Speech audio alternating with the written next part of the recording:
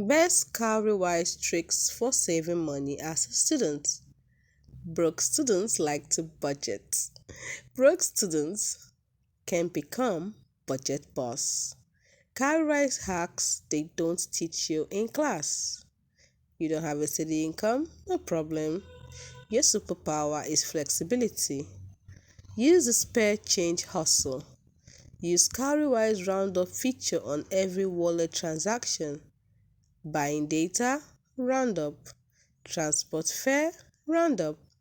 It is invincible saving that builds a surprisingly emergency fund. Save your surprises. Do you get an unexpected cash gift, side hustle payout, or even a refund? The 50% rule is your friend.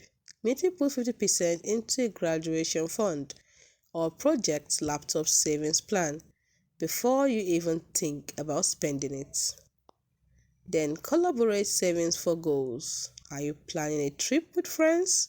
Create a group savings plan. Share the link and everyone contributes. It's the easiest way to manage group finances. You don't need to be rich to build good habits. You just need Cowrywise and the spare change in your pocket. Which hack will you try first? Let me know down below and share this to fellow students who needs it. See you in the next one.